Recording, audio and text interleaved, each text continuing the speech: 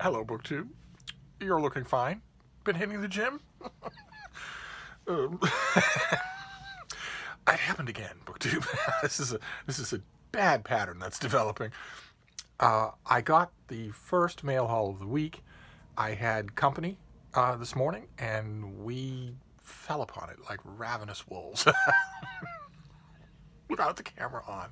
And it was only at the end when I just reflexively leave the boxes for the end of opening mail packages, and it was at the end when I looked at them and thought, oh, okay, well, now we're almost at the boxes, which are at the end of the mail haul, that I realized I wasn't hauling mail. I was simply opening it with a normal person.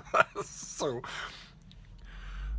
then I remembered that you existed, and I saved the boxes. So I have some books to talk to you about, but I also have boxes that we will open together as I try to crawl back into your good graces. And the first two books that I want to show you, I did not get in the mail. I actually was recently by a Barnes & Noble.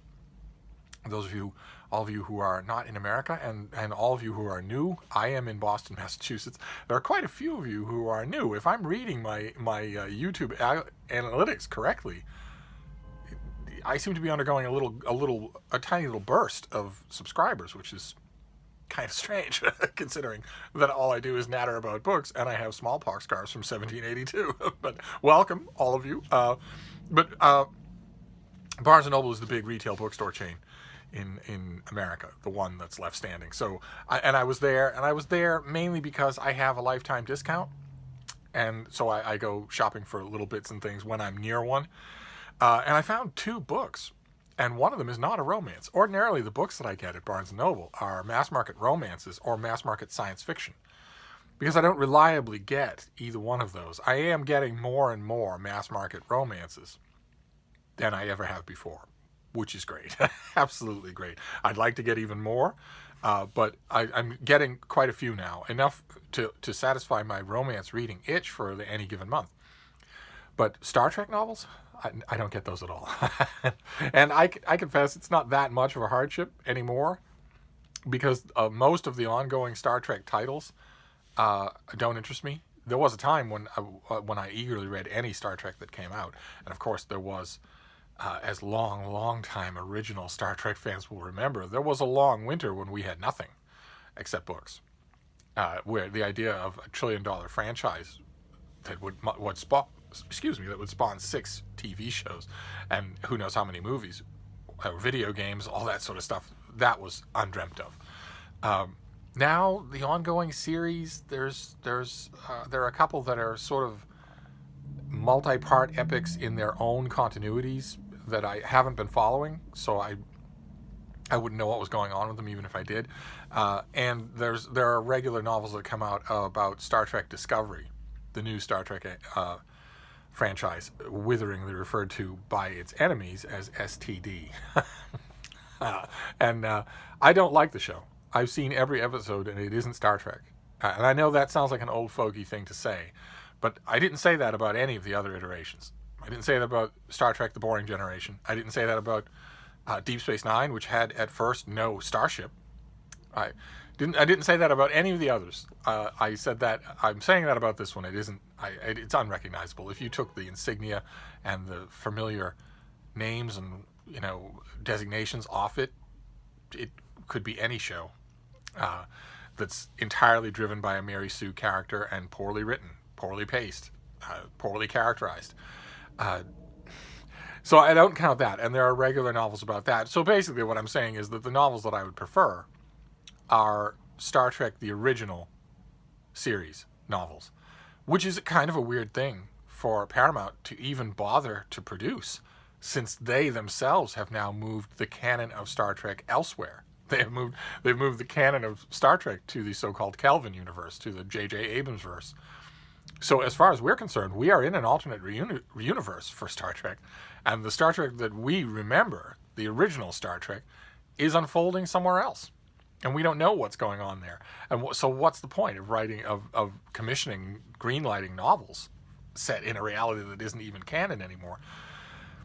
Every once in a while there is an original Star Trek novel, and I gobble those up. I really wish that the Star Trek novels in bookstores were being handled with a little more creativity. There's quite a bit that could be done, but anyway, I got 2 books today at Barnes & Noble, and one of them was a romance that I don't think I'm going to get. It will burn if I get this in the mail. But the other one was just a normal book, a trade paperback, which I almost never do because usually I am covered for those. But this one, I don't remember seeing it. No one sent it to me. First, the romance is the second book in the Duke's Den series by Christy Carlisle. This is Anything But a Duke. And this follows her previous book, the first book in the series, called Duke Changes Everything, I think was the name of it. A Duke Changes Everything. And these are Regency romances, of course, but they're Regency romances about unconventional dukes and unconventional women. The authors, in the first book, I read a bit of the second one. The author seems to be going out of her way to give us unconventional heroes and heroines, and that's fine by me. And I didn't have this. I have A Duke Changes Everything, so I'll have to find it and maybe reread it. But I got this, and that's normal. To get a romance novel at Barnes & Noble is normal, and to undergo the snickering of the staff at the registers. But this next one is not normal. This is a retitled reprint of a book, I think from the 90s. Let me see here. I tell you, precisely turning pages when you have no sense of touch is a real pain in the neck. 1995, this originally came out. This is by Jennifer Ackerman, who did a great book called The Genius of Birds that I think we saw when it came out in trade paperback. I think I got the trade paperback and raved about it on this channel. And this is called, this was originally Notes from the Shore, but the publisher repackaged it and gave it new cover artwork and retitled it Birds by the Shore. Obviously to be a kind of companion to The Genius of Birds. And that's fine by me. This is probably much prettier than the original one would have been. This book retains the artwork of the original, and I don't think I read the original. We shall see. We'll see if it strikes a chord with me. But I'm happy to have it in this new edition. I saw it and grabbed it right away. I felt like a pleb. I was right there at the Barnes & Noble new release tables and grabbed this. I confess, looking for blurbs. I was looking to see how well I'm represented on the paperbacks on that front table. And I'm fairly well represented. I have not 1, not 2, but 3 blurbs on, for instance, the paperback of Alison Weir's novel about Queen Jane Seymour. 3 blurbs, none of them named 3 different venues. Because they don't just do the previous book or that book in hardcover. That book has pages and pages of blurbs for the whole series of the Tudor Queens, and I'm represented on all of them. That was kind of funny. But this thing, happy to have it and to read it, and then to put it on the shelf with The Genius of Birds. So that's how we start. We start without the mail at all, and then we get to the mail hall that I violated, that I ripped into with my guests. And the first one is a paperback that I don't remember reading when it came out originally. I think this came out a couple of years ago. Once again, 2017. And this is by Amitava Kumar, and it's called Immigrant Montana. And it's a nice, sturdy paperback release of a novel that has tons of blurbs on it. It was widely praised. This comes out in mid-June, and it's the story of one immigrant from India. Carrying a single suitcase, Kailash arrives in post-Reagan America from India to attend graduate school. As he begins to settle into American existence, he comes under the indelible influence of a charismatic professor, and also finds his life reshaped by a series of very different women with whom he recklessly falls in and out of love. And this is just that story. The main character strikes me as extremely autobiographical, but I don't recall that I read this. It certainly isn't ringing a bell, so I'm going to get right to it since the paperback comes out soon. And then this next one is another Regency, but it's not a Regency romance. It's a Regency mystery, and it's a mystery that I've read. I've read the previous volumes. This comes out in the fall. This comes out in October, when the weather in Boston will be dark and rainy and cold. Just like today, and just like the last 287 consecutive days, with only 4 exceptions. Uh, it is dark and cold and rainy here in Boston today, in the middle of May. But anyway, this is by Andrea Penrose, and it's called Murder at Kensington Palace. And this is part of her Rexford and Sloane series. Rexford is an earl, and he's a bit brittle, and he's not very sociable. He's more scientifically inclined. And Sloane is a young woman who draws satirical cartoons under a pen name. So nobody knows her identity except Rexford, and they have a wonderful working relationship. These are really terrific books. They read, and this is going to sound like sacrilege, and I also don't mean to be damning the thing by pitching it too high with praise, but they read a lot like the Aubrey and Maturin books. They are just unrepentantly intellectual and not really concerned with, with thrilling your toenails every single minute. And let me read you a little bit about this one. I'm eager to read it. I'm eager to get to it. This is one of those drop everything series for me. Let's see here. Though Charlotte Sloane's secret identity as the controversial satirical cartoonist A.J. Quill is safe with the Earl of Rexford, she's ill-prepared for the rippling effects sharing the truth about her background has cast over their relationship. This is one of a couple of euphemisms in this description. She thought a bit of space might improve the situation, but when her cousin is murdered and his twin brother is accused of a gruesome crime, Charlotte immediately turns to Rexford for help in proving the young man's innocence. Though she finds the brooding scientist just as enigmatic and intense as ever, their partnership is now marked by an unfamiliar tension that seems to complicate every encounter. And I'm just wondering what that tension could be. Beats me. But this is due in October, and I really should wait. I really should wait on it. There's so many other things for me to read, so many finished copies that I'm getting that I need to read or reread. This is awful tempting. All three of these first ones are awful tempting when they shouldn't be. And then the next three are all science fiction. They're all science fiction finished copies. I know it's going to seem like SFF 180 around here, but don't get your hopes up. He's the expert, not me. It happens once in a blue moon that I get science fiction. And I got three finished copies here. The first one's immense. We've seen it on this channel before. This is Fall by Neil Stephenson in the finished copy. The more I think about this book, the more I like it. I'm not usually a fan of these big doorstoppers of Neil Stephenson. They strike me as far more the product of a lack of discipline than a massive story to tell. And that always bugs me because it's aiming straight at my sweet spot. I love big fat novels. I love big fat books of any kind. So to get one that feels like, to get a big book like Anathem by him, for instance, that feels like a medium-sized book with a ton of air pumped into it, it feels like a double betrayal. But this one did not feel that way. There is shrinkage that could happen to this book, very much so, without costing it anything. Unlike, for instance, another behemoth science fiction book that has stuck with me. It has stayed in my mind. Jerusalem by Alan Moore has stuck in my mind. I'm blanking now. Oh my God. Jerusalem is by Alan Moore. Yes. Yes, it is. And it's huge. It's even bigger than this thing. And I read it the first time and thought, okay, this not only is there not much coherent storytelling here, there's not much anything here. And then I read it again. I reread it, and everything clicked into place. I saw much more of what the author was trying to do.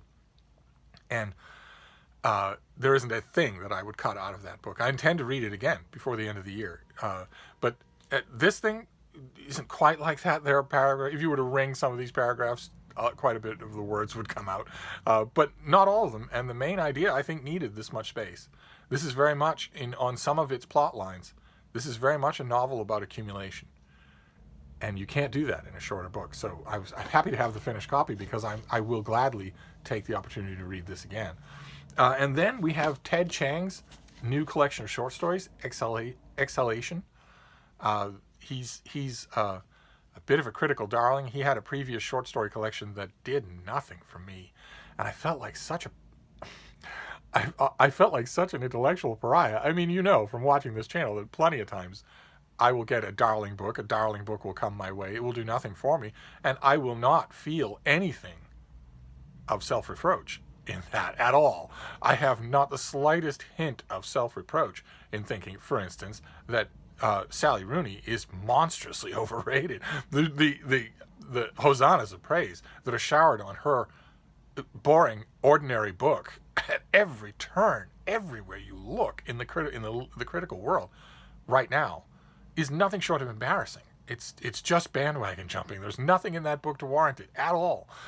And in her case, the fact that my opinion differs from what appears to be the vast consensus of the critical world, I don't really believe that.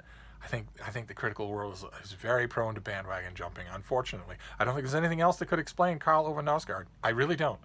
But because Zadie Smith, for instance, praised those books, and she's a really sharp reader. The only explanation I can come up with is that these people are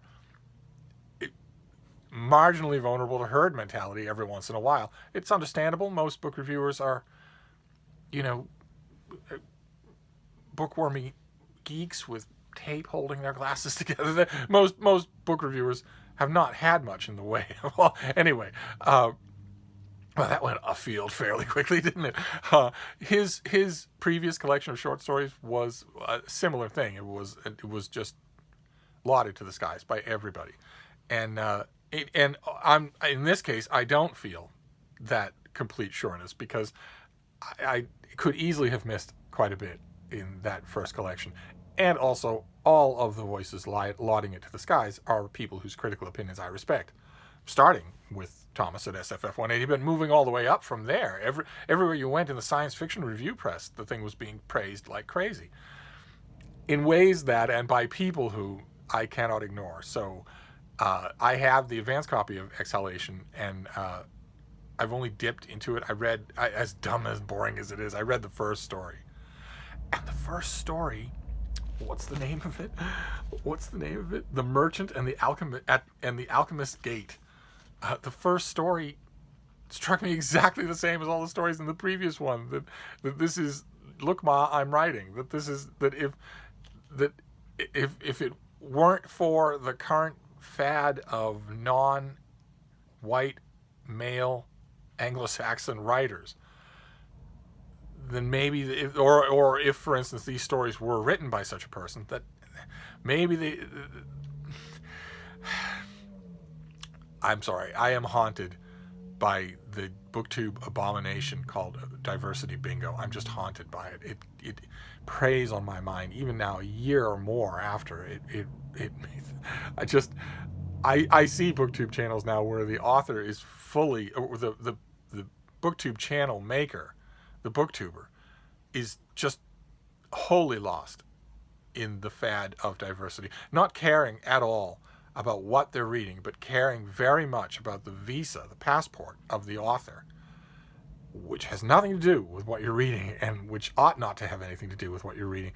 And I shouldn't paint with a broad brush there, and I'm not saying that Ted Chiang benefits from that, because, God, his work has been lauded everywhere, and no one... This is a long way of saying that I have not read the whole of this, and I am simply going to sit down and read the whole thing and pay close attention and see. There must be something that I'm missing with this author. There must be. And I don't usually say that. When the consensus is going a different way from me, I usually don't say that. I'm just egomaniacal enough to say there's something they're all missing. But in his case, no. And this next one is our last book before we get to the boxes. Is a finished copy. This comes out soon, I think. Oh, no, this came out already. This came out in late April. And this is by Chen Chufan, translated by Ken Liu. And this is Waste Tide in a finished copy. This is a dystopian future version of China. And I have the advanced copy and have not really done it justice. I really need to read this again. I read the advanced copy and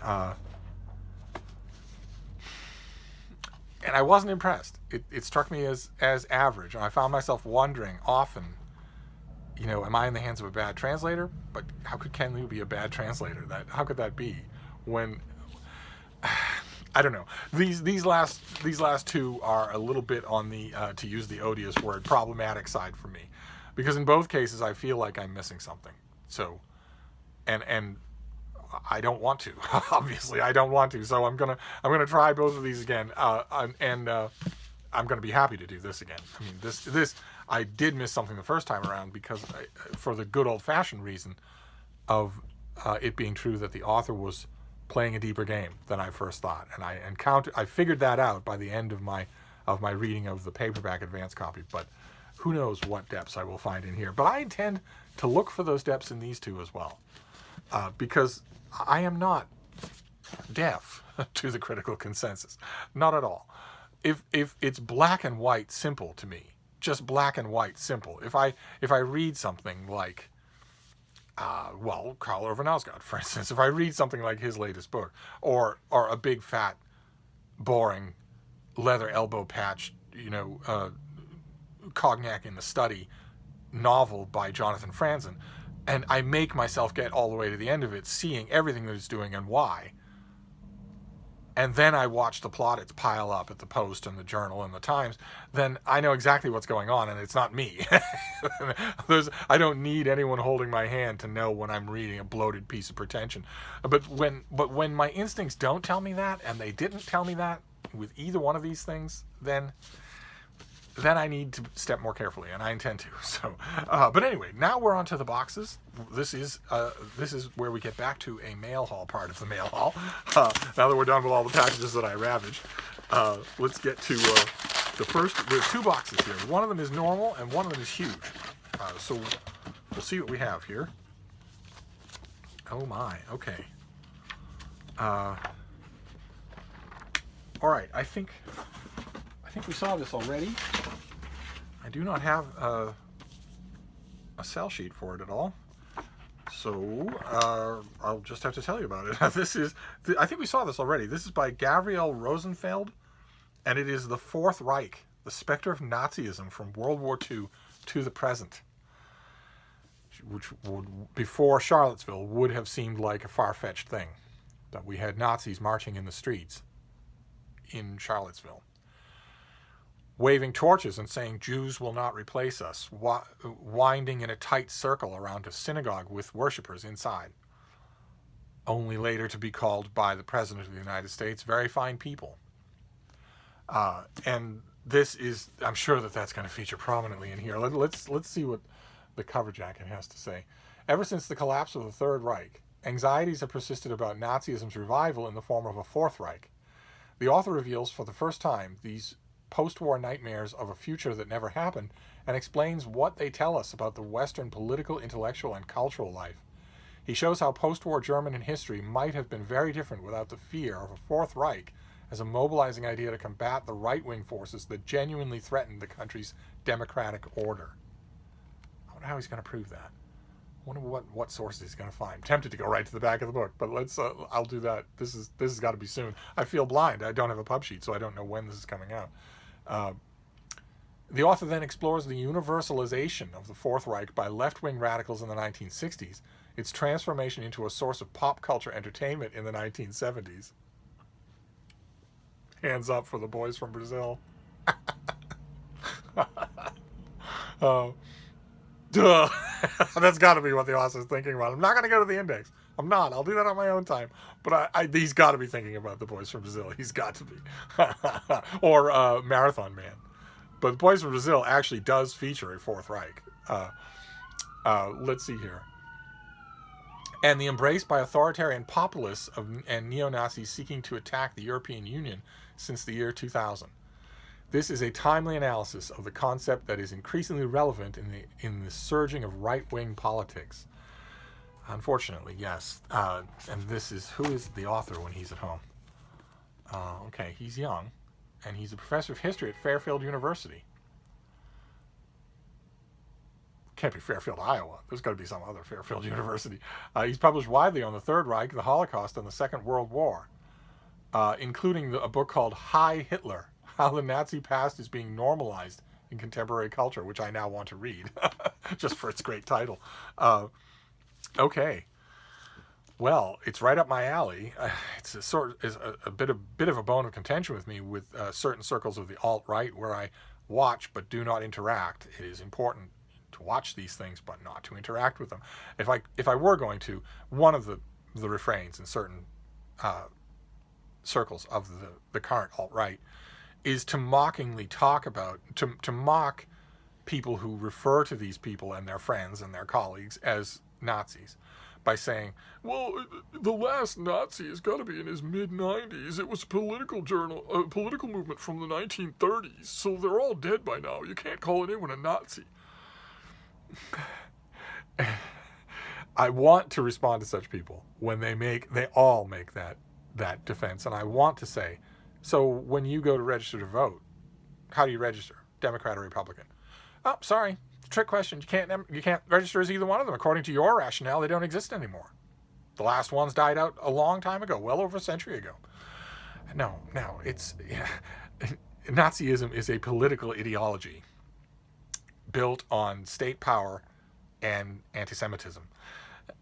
It's a political ideology. If you swear and believe and abide by every aspect of that ideology, and you also love to deck yourself out in its trappings, including its salute, then you are a Nazi. You don't have to have been born in the 1930s. You don't have to be an original Nazi to be a Nazi any more than you need to be an original Republican to be a Republican. So there, people from that side of that sliver of the alt-right are going to look at a book like this and just sneer.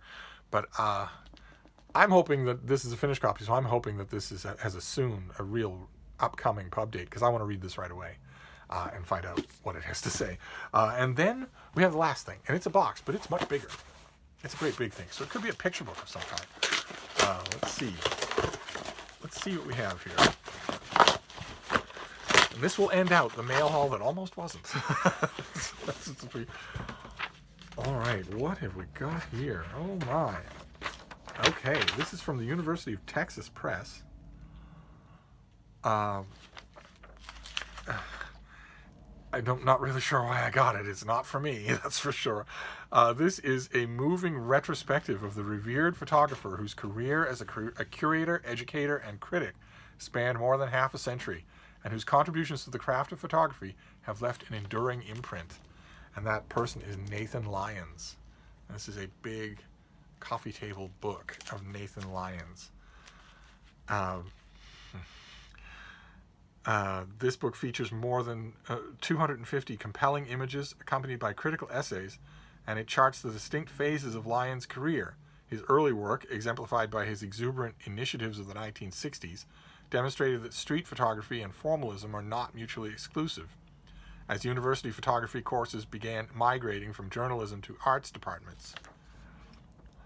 His final years, which included a shift to color at the age of 80, are also explored in depth. Okay, well, I'll be interested. This comes out in, okay. This came out in February. I wonder why I got this. I didn't request it. And I have nothing but scorn for its subject. And it's also very old. It's months old. I wonder why I got this. Well, anyway, I haven't read it, so I will gladly do that, just in case some of the essays are interesting on their own. I think that Nathan Lyons is largely a fraud, but maybe this book will change my mind. Who knows? What an odd way to end a mail haul.